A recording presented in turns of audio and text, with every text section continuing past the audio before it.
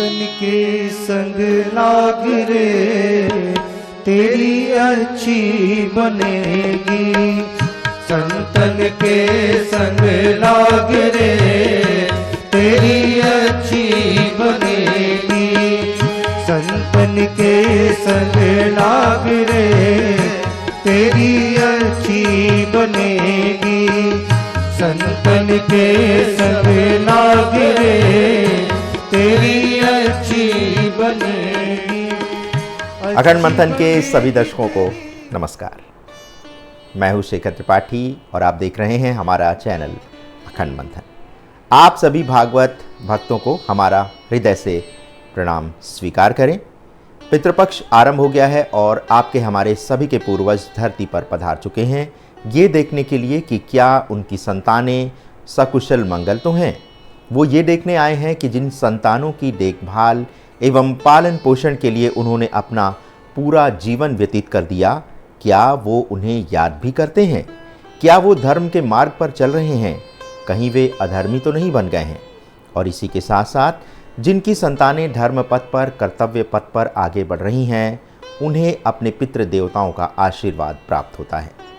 एक संतान होने के नाते हम सभी का कर्तव्य है कि हम अपने पूर्वजों का उतना ही सम्मान करें जितना कि ईश्वर का सम्मान करते हैं, क्योंकि हमारे जीवन में जो जीवित भगवान रहे हैं, जिन्हें हमने बचपन से देखा है, जो बिना किसी पूजा पाठ के हम पर प्रसन्न रहे हैं, ऐसे भगवान माता पिता के अतिरिक्त और कौन हो सकते हैं।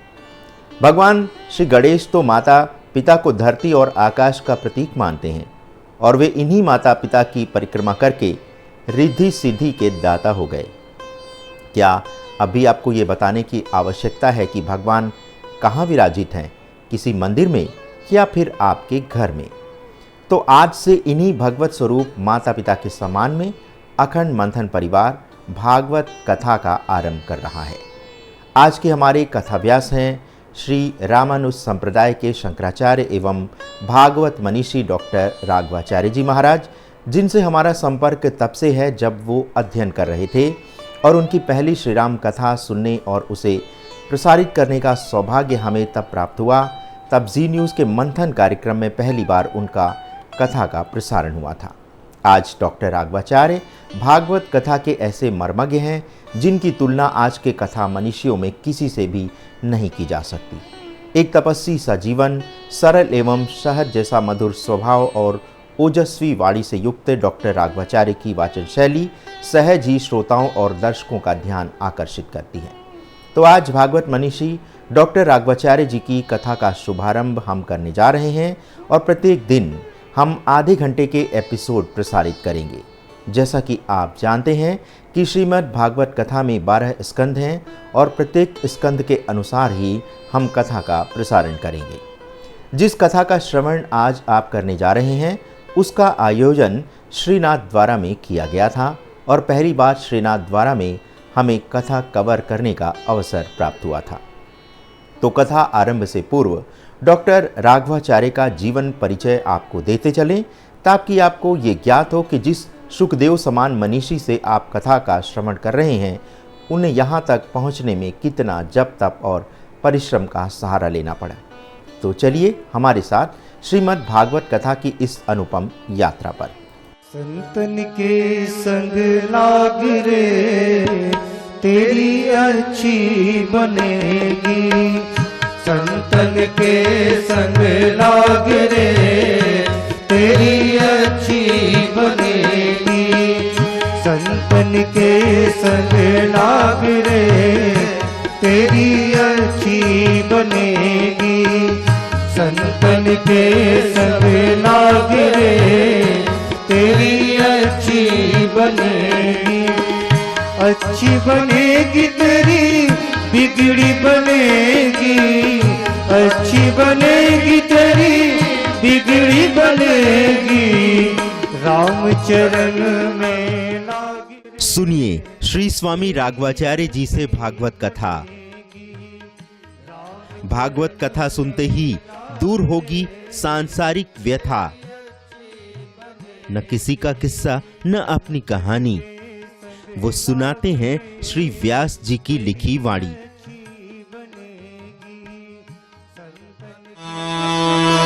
तच्छंजोरा वृणीमहे गातुं यज्ञाय गातुं यज्ञपतये।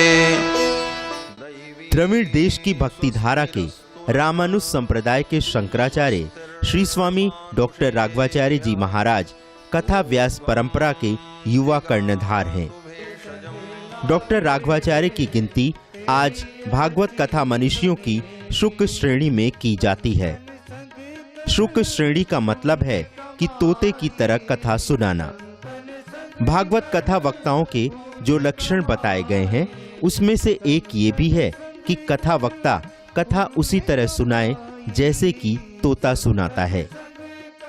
जैसे तोते को जितना रटा दिया जाए वो उतना ही बोलता है, उसमें अपने आप से कुछ नहीं जोड़ता, ठीक उसी तरह से भागवत कथा वक्ता को भी कथा ज्यों की त्यों सुनानी चाहिए। उसमें अपने मत और अपने विचार नहीं जोड़ने चाहिए। लेकिन आज क्या हो रहा है ये आप सभी जानते हैं। आज श्रीमद् भागवत की कथा में भगवान की कथा कम और कथा वक्ता के अपने विचार और अपनी कथाएं अधिक सुनने को मिलती हैं। वक्ता का ये नियम नहीं है, इसीलिए आज इन धर्म कर्मों का सही फल जीव को नहीं मिलता, क्योंकि विधि से नहीं किया जा रहा। न वक्ता के अंदर योग्यता रह गई, न श्रोता उस विधि का पालन कर रहे हैं। इसलिए हो क्या रहा है? बोले केवल मनोरंजन हो रहा है, सात्विक एवं महंगा मनोरंजन। डॉक्टर राघवाचार्य भी कथा व्यास की शुक परंपरा का निर्वाह करते हुए भागवत रसिकों को भगवान की कथा भक्ति रस की धारा में डूबकर सुनाते हैं। जिस प्रकार से उनके श्रीमुख से श्रीमद् भागवत कथा के संस्कृत श्लोकों का निर्झर बहता है, उससे भक्तों के मन की सूखी जमीन पर हरियाली बिछ जाती है। संत कबीरदास जी ने ऐसे ही साधुओं की वाणी की प्रशंसा करते हुए लिखा है, साधु वचन जल रूप है, बरसे अमृत धार। सच्चिदानंद रूपाय विश्वोत्पत्त्यादि हेतवे तापत्रय विनाशाय श्रीकृष्णाय वयं नुमः। वसुदेवसुतं देवं कंसचाणूरमर्दनं देवकी परमानंदं कृष्णं वंदे जगद्गुरुम्। इनकी जो कथा वाचन है और इनका संस्कृत प्रवचन जो है वो बहुत ही सुंदर और मिठासपूर्ण है। ऐसा बोलते हैं कि ये मन की गहराई तक चली जाती है। जैसे संस्कृत के श्लोकों को बोलना, लोग संस्कृत के श्लोक कम बोलते हैं और उनकी एक एक व्याख्या इतने सहज ढंग से दे रहे हैं कि वो जीवन में आनंदित करने वाली है। ये हमें एक एक अक्षर में मोती पिरोए हुए हैं। इनकी व्याख्या बहुत बढ़िया है करने के, और सुनाने का तरीका बहुत अच्छा है।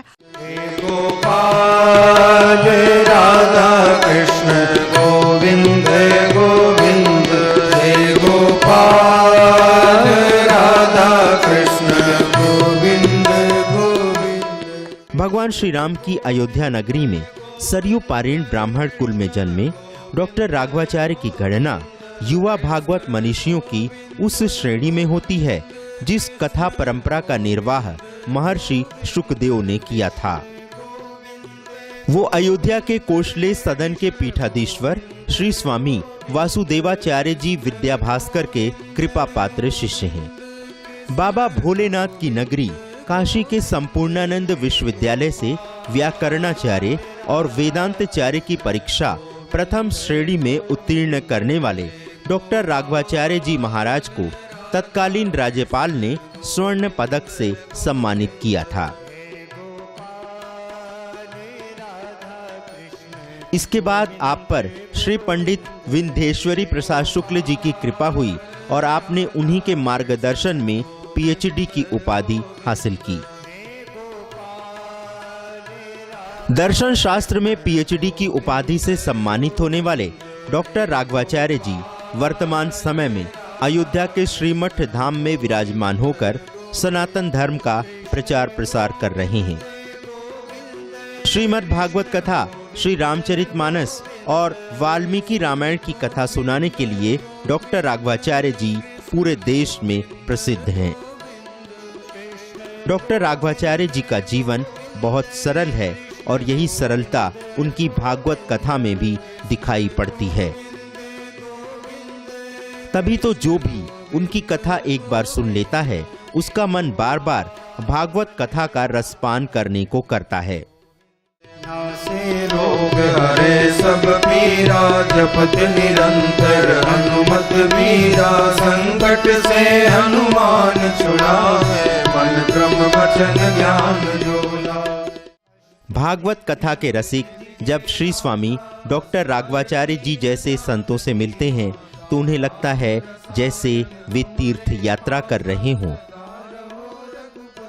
तभी तो संत कबीरदास जी कहते हैं, तीर्थ गए ते एक फल, संत मिले फल चार। सतगुरु मिले अनेक फल, कहें कबीर विचार। मेरा नाम सुधा है, मैं सरसा से आई हूँ। तो मुझे यहाँ आकर इतना अच्छा लगा कि मैं इसके लिए, मेरे पास शब्द नहीं है। स्वामी जी की जो वॉइस है, आवाज़ है, वो तो उसका मुकाबला हमने नहीं कर सकते जी कहीं। इससे पहले भी मैंने बहुत सी कथाएं सुनी, लेकिन स्वामी जी की कथा सुन के तो मेरे को तो बस ऐसे हमेशा सुनती रहूं। मेरे कान उनके, मतलब उनका स्वर हमेशा मेरे कानों में पड़े। इतनी मीठी मधुर और इनकी व्याख्या बस रोंगटे खड़े कर देती है जी। कथा मैंने बहुत सुनी है, लेकिन जो रस, जो माधुर्यपन इस कथा में है वो मुझे आज तक नहीं मिला। बहुत अच्छी लगी, इन्होंने बहुत विस्तार से बताया इन्होंने, और जो बातें हमने कभी नहीं पहले नहीं सुनी वो इन्होंने बताई हमको। अपनो जन्म सुफल कर लीजिए, अपनो जन्म सुफल कर लीजिए, श्री सुधा को परम। डॉक्टर राघवाचार्य जी की भागवत कथा का अंदाज निराला है।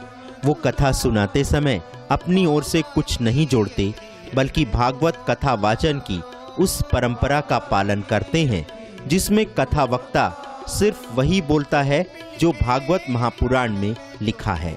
भागवत कथा के रसिक उनकी इसी कथा शैली के दीवाने हैं। किसी को उनमें भगवान श्री कृष्ण की छवि नजर आती है तो कोई उन्हें भगवत स्वरूप ही समझने लगता है।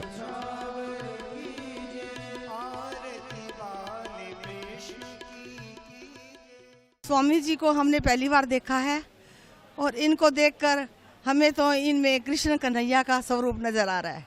मैं श्री गंगानगर से आई हूँ और स्वामी जी की कथा सुन के बहुत अच्छा लग रहा है। मन प्रसन्न हो रखा है और मन करता है कि सुनते ही रहें। टाइम का पता ही नहीं चलता कब टाइम हो जाता है। ये अयोध्या के राम है जी। और क्या कहना चाहती हैं? ये अयोध्या के राम है जी। इन्होंने कृष्ण अवतार और राम अवतार का कोरिलेट इतनी अच्छी तरह किया है।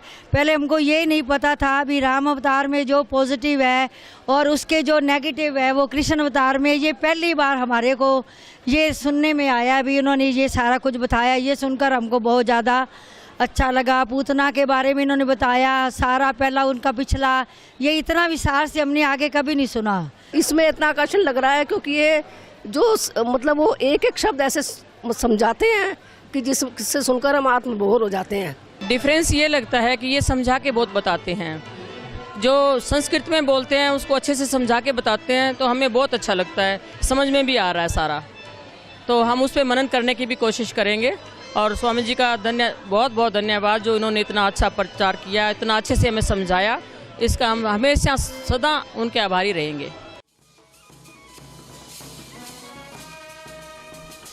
वैसे तो डॉक्टर राघवाचार्य जी की कथा पूरे देश में साल भर चलती रहती है, लेकिन श्रीनाथ द्वारा में आयोजित कथा की भव्यता का तो कहना ही क्या।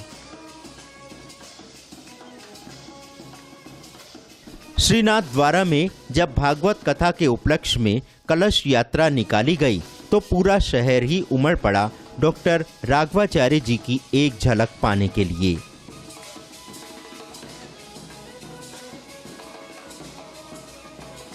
श्रीनाथ द्वारा मंदिर के मुख्य द्वार से आरंभ हुई कलश यात्रा में पूरे देश से आए श्रद्धालु शामिल हुए। जिधर जिधर से ये शोभा यात्रा गुजरी, सबकी नजरें इस अद्भुत दृश्य को अपनी पलकों में बंद कर लेना चाहती थीं। महिलाओं के माथे पर कलश सजे थे और पुरुष झूमते गाते आगे बढ़ रहे थे।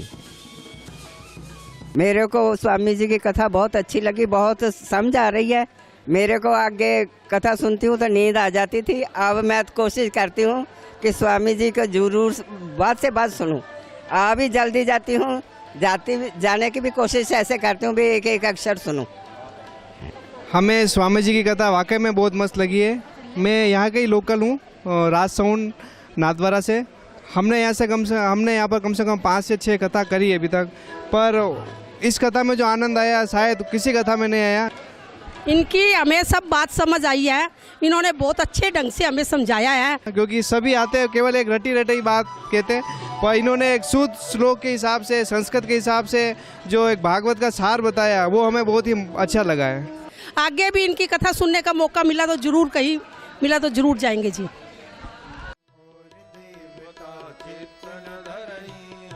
नाथद्वारा में आयोजित इस भागवत कथा में डॉक्टर राघवाचार्य ने कई प्रश्न उठाए। पूरे 7 दिन चली इस कथा के संपन्न होने पर हर कोई उदास हो गया। सबको ऐसा लग रहा था जैसे सतयुग का समापन हो रहा है और फिर से माया मोह के कलयुग में प्रवेश करना होगा। लेकिन डॉक्टर राघवाचार्य जी की कथा शैली को शायद ही कोई भुला पाए। अखंड मंथन भी डॉक्टर राघवाचार्य की इसी कथा शैली से प्रभावित होकर इस कथा का प्रसारण आरंभ कर रहा है। वैसे तो आज देश में भागवत कथा सुनाने वाले बहुत से वक्ता हैं, लेकिन जो शुद्धता और सरलता डॉक्टर राघवाचार्य जी की कथा में देखने को मिलती है, वो कहीं और नहीं मिलती। भागवत कथा में आज श्रोताओं को संस्कृत के श्लोक सुनने को नहीं मिलते,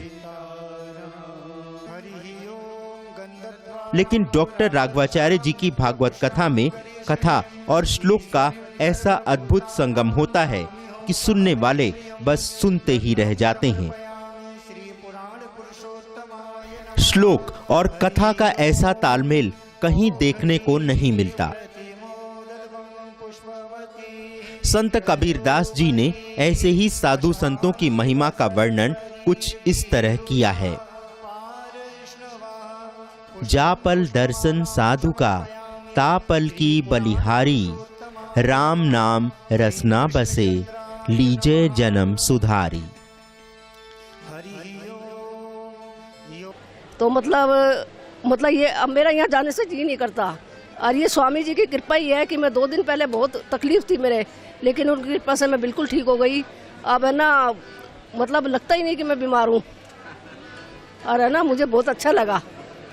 टीवी पे हम बहुत कथाएं सुनते हैं, पर हम चाहते हैं कि इन जैसे संत टीवी पे आके, हम वहाँ तक नहीं पहुँच पाते जहाँ ये होते हैं, पर हम ये टीवी पर सुनाया करें तो हम बहुत इनके आभारी होंगे। बहुत बढ़िया है जी, इनका उच्चारण बहुत बढ़िया है, ज्ञान बहुत ज़बरदस्त है और इनका कोई मुकाबला नहीं है। कथा बहुत अच्छी लगी, काफ़ी चीज़ें नई नई देखने को मिली हैं, सुनने को मिली हैं, और हमारी समिति का भी बहुत अच्छा प्रभाव है। भगवान करे दोबारा मौका मिले तो हम बार बार सुने, पूरे परिवार से ही सुने। कथाएं मैंने कम से कम भी 15-20 सुन चुका हूँ, लेकिन जो आनंद, जो भजन, जो कीर्तन, जो म्यूज़िक, जो आवाज़ में मधुरता, वो बहुत बढ़िया, बहुत बढ़िया, बहुत बढ़िया।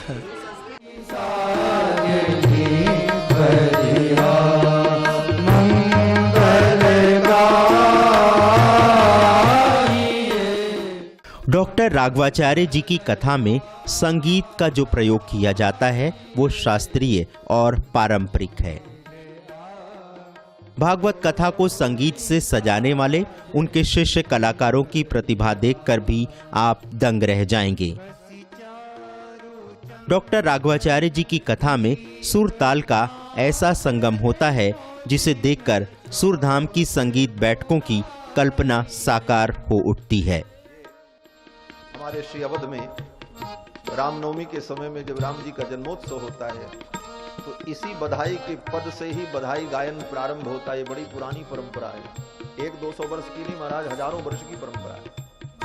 इस पद की गायकी साधारण के बस की बात नहीं। हमारे अयोध्या की परंपरा में लोग भले गावे जो सुने, बाहर के लोग भी नहीं गा पाते। सखी कहती है आंगन को लीपो, किस चीज से लीपे? गाय के गोबर से।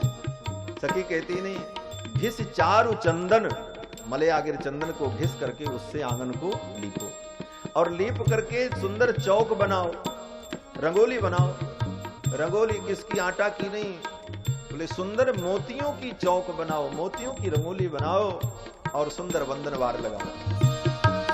बस चारु चंदन दीप आंगन मोतिन चौक पुराइए, घसी चारु चंदन दीप आंगन मोतिन चौक पुराइए। तो अगर आप भी ऐसी मधुर कथा अभी तक नहीं सुन पाए हैं तो आज से अखंड मंथन में प्रतिदिन सुनिए श्री स्वामी डॉक्टर राघवाचार्य जी के श्रीमुख से भागवत कथा। क्योंकि कथा तो आपने टीवी और मंचों से बहुत से वक्ताओं के श्रीमुख से सुनी होगी, लेकिन अखंड मंथन में जिस भागवत कथा का प्रसारण हम करने जा रहे हैं उसे सुनकर आपकी सारी सांसारिक व्यथा का अंत हो जाएगा। विश्वास नहीं होता तो अब से सिर्फ प्रतिदिन 30 मिनट का समय निकालिए और अपने जीवन को भक्ति के रंग में रंग डालिए। संत कबीरदास जी ने ऐसे ही साधु संतों को चंदन के समान कहा है। चंदन जैसा साधु है सर्प ही सम संसार, वाके अंग लपटा रहे मन में नाही विकार। तो प्रिय दर्शकों, अभी आप देख रहे थे कथा व्यास एवं भागवत मनीषी डॉक्टर राघवाचार्य जी का जीवन परिचय। अब अधिक विलंब न करते हुए इस एपिसोड के दूसरे भाग में भागवत कथा के महात्म्य के विषय में सुनिए कि आखिर भागवत कथा का महत्व क्या है, इसे सुनाने का अधिकारी कौन है, इस कथा का आयोजन कौन और कैसे कर सकता है, और कैसे 7 दिन की इस कथा से राजा परीक्षित को सत्य का ज्ञान हुआ और उन्हें जीवन से मुक्ति प्राप्त हो गई थी।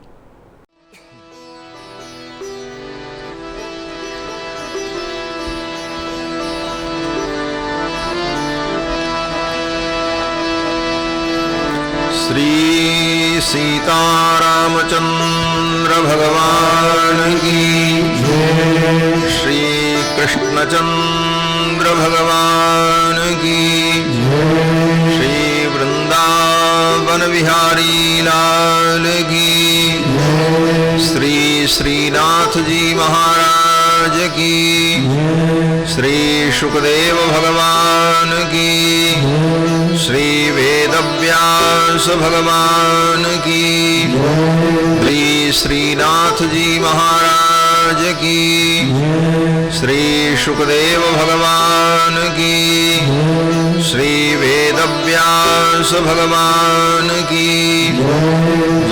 जय श्री राधे श्याम। हरि ओम।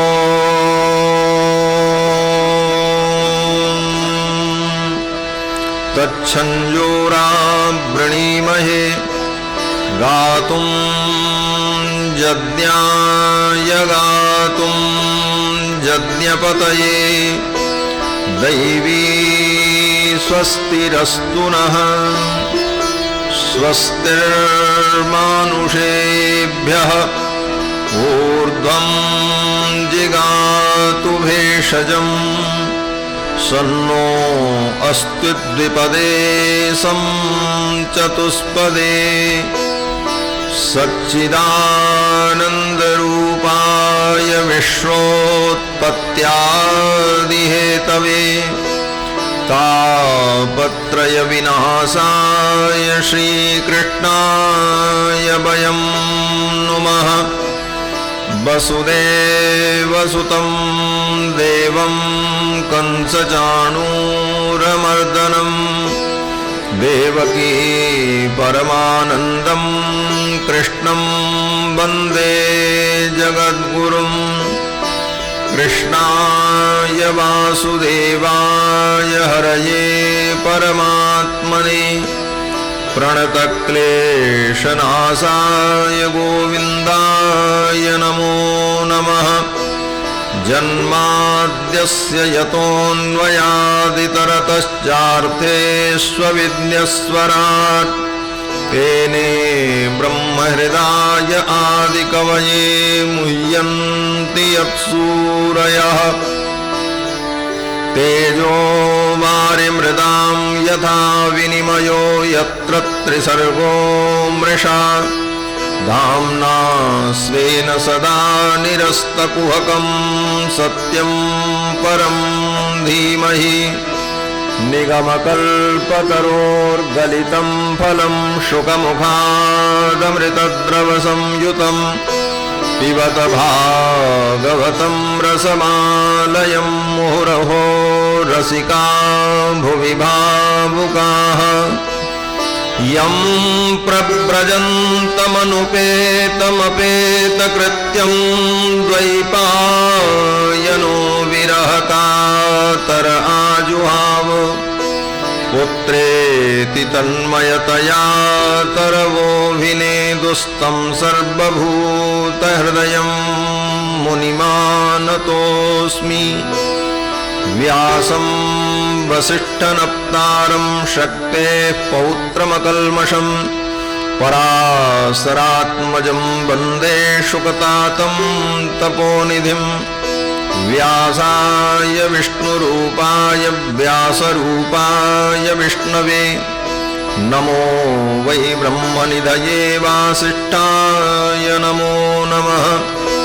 अचतुर्वदनो ब्रह्मा द्विबाहुरपरो हरिः अभाललोचनः शम्भुर्भगवान् बादरायणः।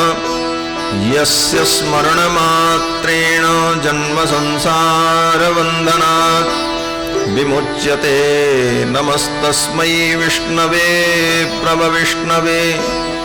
ऋक्यजुस्सामरूपाय वेदाहरणकर्मणे प्रणवोद्गीतवपुषे महास्वशिरसे नमः।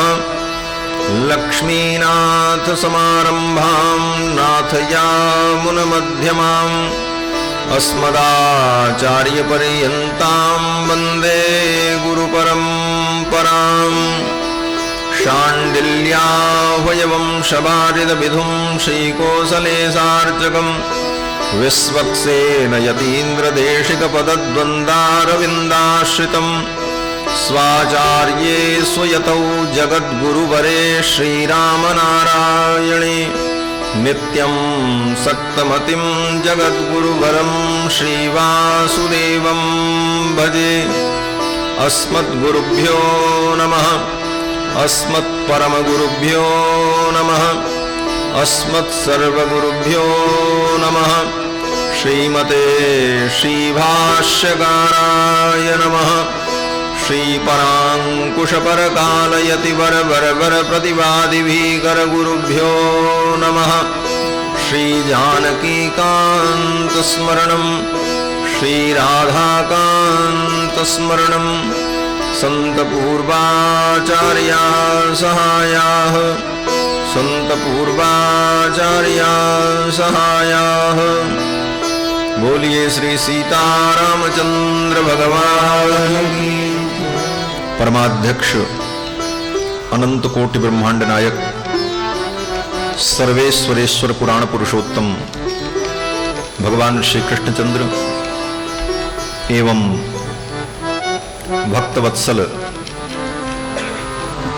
आचार्यों के द्वारा आराध्य भगवान श्रीनाथ जी, जिनकी पावन सन्निधि में, जिनके पवित्र क्षेत्र में हम सभी लोग विराजमान होकर श्रीमद् भागवत की पावन कथा का आस्वादन कर रहे हैं।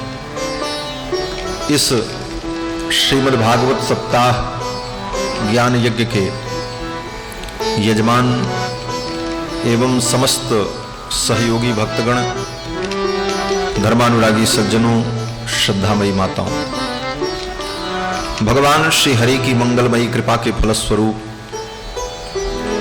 पवित्र तीर्थ में बैठकर श्रीमद्भागवत महापुराण की पावन कथा का हम सभी लोग अपनी गति और मति के अनुकूल आस्वादन कर रहे हैं। भगवान जब जीव पर अपार करुणा करते हैं तब जीव को सत्संग करने का सौभाग्य प्राप्त होता है। ये भगवान की अपार करुणा का फल है। धन संपत्ति वैभव ये तो प्रारब्ध से मिलता है, इसमें भगवान की कृपा की जरूरत नहीं पड़ती। बेटा बेटी घर मकान दुकान तो अपने कर्मों के परिणाम से मिल जाता है, पापियों को भी मिल जाता है। जो बड़े बड़े पापी हैं, दुष्टात्मा हैं, उनको भी धन संपत्ति वैभव पुत्र परिवार मिल ही जाता है। तो फिर भगवान की कृपा क्या है? भगवान की कृपा का फल है सत्संग की प्राप्ति। गोस्वामी तुलसीदास जी महाराज लिखते हैं कि संत समागम हरि कथा तुलसी दुर्लभ दोय और सुतदारा अरु लक्ष्मी पापियों के भी होय। दुर्लभ क्या है? संत समागम और भगवान की कथा। सुतदारा अरु लक्ष्मी ये तो पापियों को भी मिल जाता है। तो भगवान की जब करुणा होती है तभी सत्संग करने का अवसर मिलता है। जब द्रवहि दीन दयालु राघव, श्री तुलसीदास जी महाराज कहते हैं कि जब द्रवहि दीन दयालु राघव साधु संगति पाइए। ये संतों की संगति कब मिलती है? बोले जब ठाकुर द्रवीभूत होते हैं। जब द्रवहि दीन दयालु राघव साधु संगति पाइए। जेहि दरस परस समागमादिक पाप राशि नसाइए। ये भगवान की करुणा है और ऐसी करुणा जीवन में कभी कभी होती है ठाकुर की। इसका लाभ प्राप्त करना चाहिए। नैमिषारण्य में 88,000 शौनकादि मुनियों को श्री सूत जी महाराज ये पवित्र उपाख्यान श्रवण करा रहे हैं। कल के प्रसंग में आप सभी लोगों ने श्रीमद् भागवत महापुराण के महात्म्य को श्रवण किया। इसकी महिमा क्या है? अब श्रीमद् भागवत महापुराण की मूल कथा प्रारंभ होती है। 12 स्कंदों में 335 अध्याय में एवं 18,000 श्लोकों में निबद्ध ये दिव्य ग्रंथ वेदावतार अर्थोयम ब्रह्म सूत्राणाम। श्रीमद् भागवत महापुराण वेदांत ब्रह्म सूत्र का अर्थ है। वेदांत माने वेदों का जो अंतिम भाग होता है उसी को वेदांत कहते हैं। आज सवेरे सवेरे हमारे सहरावत जी पूछ रहे थे वेदांत और उपनिषद में अंतर क्या है? उपनिषद को ही वेदांत कहते हैं और इसलिए उसको वेदांत कहते हैं कि वो वेद का अंतिम अध्याय होता है। जितने उपनिषद हैं ईश केन कठ मुंडक मांडूक्य प्रश्न ऐतरेय तैत्रीय, ये सारे उपनिषद वेद ग्रंथ के अंतिम अध्याय होते हैं। वेद की अलग अलग शाखाओं का जो अंतिम अध्याय होता है वही वेदांत होता है। अंतिम अध्याय इसलिए उसको वेदांत कहते हैं और वेदांत में ही ब्रह्म तत्व का परमात्मा का वर्णन होता है। तो वेदांत में जो ब्रह्म तत्व का वर्णन है, परमात्मा का वर्णन है, उसी अर्थ को, उसी की व्याख्या को पुराण के रूप में वेदव्यास जी ने प्रकट किया है। इसलिए कहा गया है कि अर्थोयम ब्रह्म सूत्राणाम सर्वोपनिषदामपि। समस्त उपनिषद और वेदांत ब्रह्म सूत्र का अर्थ श्रीमद् भागवत महापुराण है। गायत्री भाष्य भूतोसौ, और जो वेद माता गायत्री है गायत्री मंत्र जिसे कहते हैं, उस गायत्री मंत्र की ही ये व्याख्या है श्रीमद् भागवत महापुराण। गायत्री मंत्र तो सब लोग नहीं जप सकते, लेकिन गायत्री मंत्र की व्याख्या जो भागवत है, इसको सभी लोग सुन करके अपना कल्याण कर सकते हैं। इसीलिए वेद व्यास जी ने करुणा करके, कृपा करके वेदों के अर्थ को, उपनिषद के अर्थ को, गायत्री मंत्र के अर्थ को पुराण के रूप में प्रस्तुत किया। वेद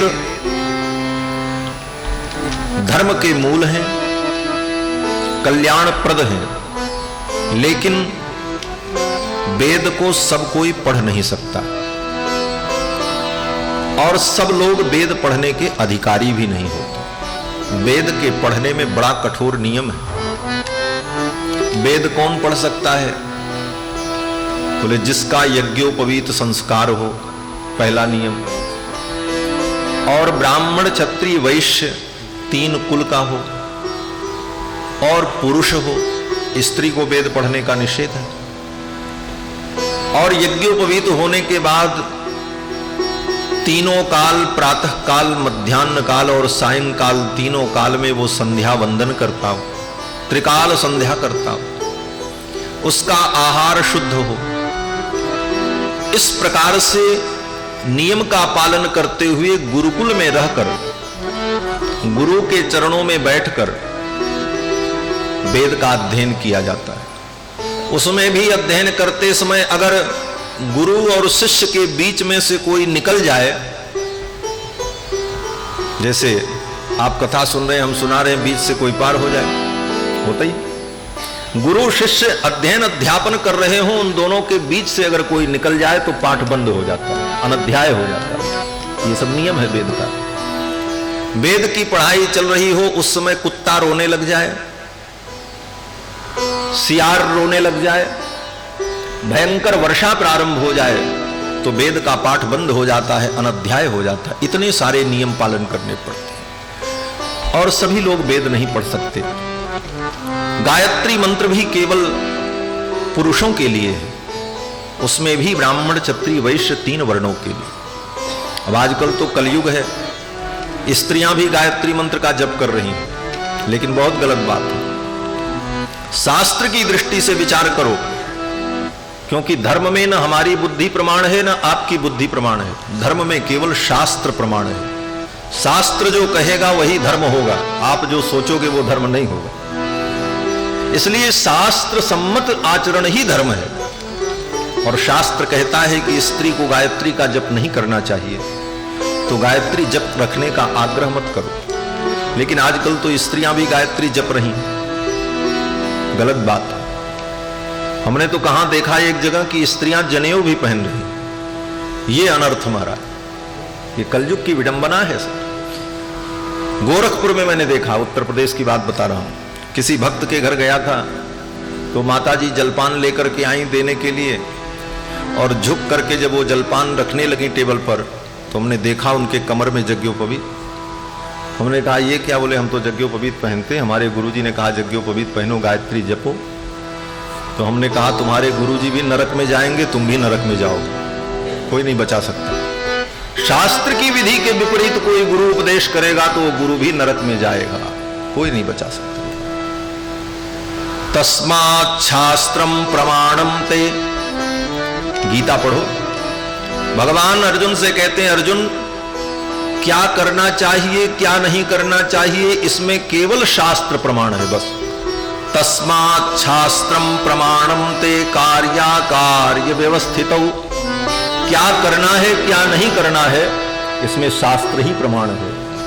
और जो व्यक्ति शास्त्र को छोड़कर यो शास्त्र विधि मुत्सृज्य, भगवान कृष्ण की वाणी है कि जो शास्त्र की विधि को छोड़ करके यो शास्त्र विधि मुत्सृज्य वर्तते कामकारतः, अपने मन से जो समझ में आता है करता है, न स सिद्धिमवाप्नोति, उसे सिद्धि नहीं मिलती, न सुखम न पराम गतिम, न उसे सुख मिलता है न परम गति मिलती है। इसलिए शास्त्र के अधीन होकर के ही धर्म का आचरण करना चाहिए।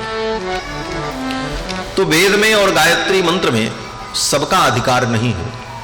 ये विचार करके वेद व्यास जी ने वेद का अर्थ और गायत्री मंत्र का जो अर्थ है उसको पुराण के रूप में, भागवत पुराण के रूप में प्रस्तुत किया।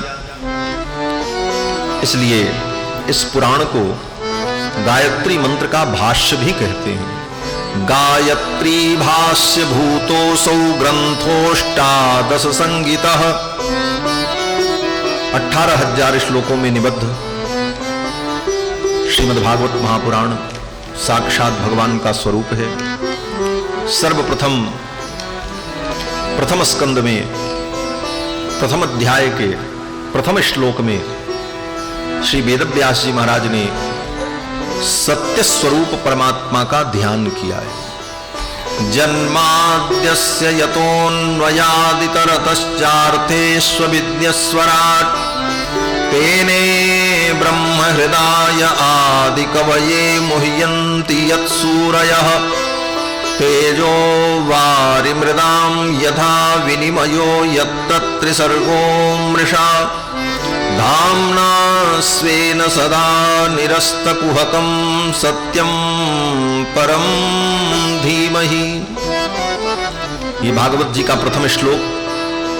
इस श्लोक में वेदव्यास जी कहते हैं कि जन्माद्यस्य यतः, जिस परमात्मा से सारी सृष्टि जन्म लेती है, जिस परमात्मा के द्वारा पालित होती है, और प्रलय काल में जिस परमात्मा में ये सृष्टि लय को प्राप्त हो जाती है, जो परमात्मा अन्वय से सर्वत्र उपलब्ध है, अर्थात कण कण में जो व्यापक है, और जो स्वराट है। स्वराट माने स्वयमेव राजते इति स्वराट। जो अपनी सत्ता से स्वयं सत्तावान है, उसको किसी से सहयोग की अपेक्षा नहीं है। जो स्वतंत्र है वो स्वराट परमात्मा। तेने ब्रह्म हृदय आदि कवये, उस परमात्मा ने सृष्टि के प्रारंभ में अपने संकल्प मात्र से ब्रह्मा जी के हृदय में चारों वेदों का ज्ञान प्रकट कर दिया। ये चारों वेद ऋक यजुः साम अथर्व, ये चारों वेद किसी की रचना नहीं है। आजकल के इतिहासकार यही लिखते हैं कि ईसा से 1000 वर्ष पहले ऋग्वेद लिखा गया, फिर ये वेद लिखा गया। लेकिन ये सब इतिहासकार जो कहते हैं सब झूठी बात है। वेद को किसी ने लिखा ही नहीं, ये हमारी मान्यता है सनातन धर्म। बोले लिखा नहीं तो आया कहां से? बोले अनादिकाल से है। यहां तक कि वेदव्यास जी ने भी वेद को नहीं लिखा। बोले तो उनका नाम वेदव्यास क्यों है? बोले वेदव्यास का मतलब जो वेद का व्यास करे, व्यास माने विस्तार। वेदव्यास जी ने ही वेदों की व्याख्या पुराण के रूप में की है, इसीलिए उनका नाम वेदव्यास है। तो ब्रह्मा जी ने वेद बनाया? बोले ब्रह्मा जी ने भी वेद नहीं बनाया। ब्रह्मा जी को भी वेद का ज्ञान भगवान ने दिया है। भागवत के पहले श्लोक में ही लिखा कि तेने ब्रह्म हृदय आदि कवये, आदि कवि ब्रह्मा के हृदय में अपने संकल्प मात्र से भगवान ने चारों वेदों का ज्ञान प्रकट कर दिया। बोले तो फिर भगवान ने वेद बनाया होगा। भगवान ने ब्रह्मा जी को वेद का ज्ञान दिया तो मान लिया जाए भगवान ने वेद बनाया? बोले भगवान ने भी वेद नहीं बनाया। वेद की रचना भगवान ने भी नहीं की। बोले वेद सनातन है। सनातन का मतलब जो सदा रहते हैं। कब से हैं? बोले जब से भगवान है तब से वेद है। अब कोई पूछे भगवान कब से? बोले भगवान सदा है। तो सदा भगवान है, उसी प्रकार वेद भी सदा से हैं, नित्य हैं। और वेद में और भगवान में कोई अंतर नहीं है। भगवान ही वेद है, वेद ही भगवान है। वेदो नारायण साक्षात् स्वयंभूरिति सुश्रुमः, अजामिल के प्रसंग में आएगा। यमराज के दूतों ने कहा कि वेदो नारायण साक्षात्, वेद साक्षात भगवान नारायण है। वेद में और भगवान में कोई अंतर नहीं है। और भगवान की जो श्वास है वही वेद है। भगवान जब श्वसन क्रिया करते हैं तो उनकी श्वास में जो मंद ध्वनि है वही वेद है।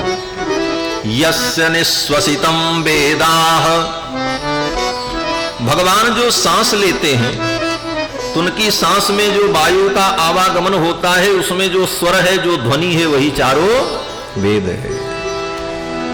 गोस्वामी तुलसीदास जी महाराज लिखते हैं रामायण में कि भगवान श्री राम जब गुरुकुल में पढ़ने के लिए गए, गुरु गृह गए पढ़न रघुराई, तो क्या पढ़ने गए? बोले वेद पढ़ने गए।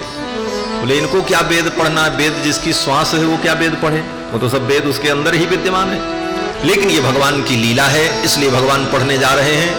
2 चौपाइयों में भगवान के गुरुकुल गमन का वर्णन।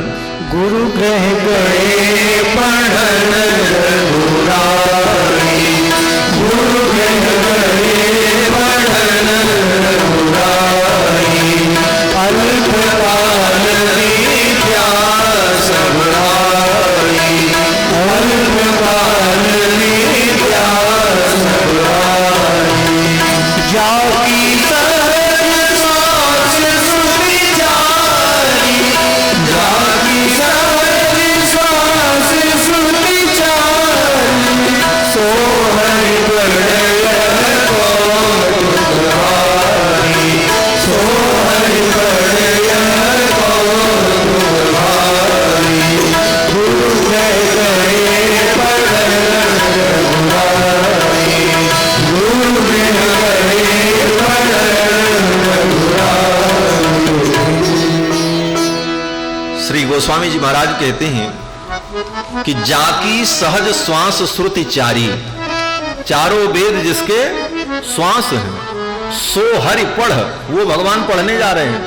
क्या है? बोले कौतुक भारी, ये भगवान का कौतुक है, ठाकुर की लीला है। तो कहने का तात्पर्य कि चारों वेद भगवान के श्वास भूत हैं और वे भगवान तेजो वारि मृदाम यथा विनिमयो यत्र त्रिसर्गो मृषा, भगवान अपनी माया के द्वारा अनंत अनंत ब्रह्मांड को उत्पन्न करते हैं। उनके द्वारा रचित ये सृष्टि मृषा होते हुए भी सत्य के रूप में प्रतीत होती है, जिनकी माया के द्वारा धामना स्वेन सदा निरस्त कुहकम, जो अपने प्रकाश से स्वयं प्रकाशित हैं। निरस्त कुहकम, जिन भगवान ने समस्त तम को, अंधकार को निरस्त कर दिया है। सत्यम परम धीमहि, ऐसे परम सत्य परमात्मा का हम ध्यान करते हैं। सत्यम परम धीमहि, ये धीमहि शब्द का जो प्रयोग किया वेदव्यास जी ने, ये संकेत है। क्या संकेत? बोले गायत्री मंत्र की व्याख्या करने जा रहे हैं, क्योंकि गायत्री मंत्र में भी धीमहि शब्द आया है। भर्गो देवस्य धीमहि, ऐसे प्रभु का हम धीमहि माने ध्यान करते हैं। तो गायत्री मंत्र में भी भगवान के ध्यान का ही वर्णन है। लोग समझते हैं कि गायत्री मंत्र में कोई देवी है। गायत्री मंत्र में कोई देवी नहीं है, देवता है। भर्गो देवस्य, देवता, देवी का तो नाम ही नहीं है उसमें। भर्गो देवस्य, कौन से देवता? बोले तत्सवितुः, सविता देवता। सविता वै प्रसविता, जो समस्त प्राणियों को प्रेरणा देने वाले भगवान सविता हैं। उन सविता देवता का ये मंत्र है गायत्री मंत्र। लेकिन लोगों ने गायत्री मंत्र में देवी की परिकल्पना कर ली। गायत्री मंत्र के अंदर जो शक्ति है वो तो गायत्री शक्ति है, लेकिन मंत्र के देवता भगवान सविता हैं। और वो सविता कौन है? बोले परब्रह्म परमात्मा है। सविता वही प्रसविता, वेदों में कहा गया है कि जो सबको प्रेरणा देते हैं उन्हीं का नाम सविता है। और सबको प्रेरणा देने वाले कौन है? भगवान ही तो है। उर प्रेरक रघुवंश विभूषण, गोस्वामी तुलसीदास जी कहते हैं कि उर प्रेरक रघुवंश विभूषण, सबको प्रेरणा देने वाले भगवान हैं और भगवान ही सविता हैं। और उन्हीं की स्तुति गायत्री मंत्र में की गई है और उन्हीं के गुणों का वर्णन वेदव्यास जी करने जा रहे हैं। इसलिए धीमहि शब्द के द्वारा मंत्र का संकेत किया है वेदव्यास जी ने कि सत्यम परम धीमहि। और दूसरे श्लोक में वेदव्यास जी अपनी प्रतिज्ञा प्रकट कर रहे हैं। क्या प्रतिज्ञा है? वेदव्यास जी कहते हैं कि अन्य पुराणों में मैंने जो वर्णन किया है, देवी भागवत में, शिव पुराण में, गणेश पुराण में, वहां हमने धर्म का वर्णन तो किया है लेकिन शुद्ध धर्म का वर्णन नहीं किया। ये वेदव्यास जी कह रहे हैं। बोले तब? बोले वहां उन पुराणों में हमने जो धर्म का वर्णन किया, उस धर्म में थोड़ा थोड़ा हमने कपट मिलाया है। क्या मिलाया है? कपट। लेकिन यहां पर भागवत में जिस धर्म का मैं वर्णन करने जा रहा हूं, वेदव्यास जी कहते हैं इसमें से सब कपट हमने निकाल दिया है। धर्म प्रोज्झित कई तवोत्र परमो निर्मत्सराणाम सताम। कपट को निकाल दिया है और विशुद्ध धर्म का, परम पवित्र शुद्ध धर्म का निरूपण मैंने भागवत ग्रंथ में किया। ये इनकी प्रतिज्ञा है। धर्म में कपट क्या है? बोले अन्य पुराणों में जो धर्म का वर्णन किया है उसमें थोड़ा थोड़ा जगह जगह कपट मिलाया है। कपट माने कामना। कामना से किया गया धर्म कपट युक्त धर्म हो जाता है। अन्य पुराणों को पढ़ो तो हर पुराण में मंत्र और स्तुति इत्यादि का वर्णन करने के बाद यही आता है कि इसको जो करेगा उसको ये फल मिल जाएगा, ये करेगा तो ये फल मिल जाएगा। उस फल के लालच में व्यक्ति उन धर्मों में प्रवृत्त होता है। यही धर्म में कपट है। इसको धर्म का कपट कहते हैं। हम धर्म बहुत अच्छा करते हैं लेकिन जहां उसमें अपनी कामना का कपट मिलाते हैं वो धर्म। तो दर्शकों, अभी आप सुन रहे थे श्रीमद् भागवत कथा महात्म्य। तो आज के अंक में बस इतना ही। मिलते हैं अगले अंक में।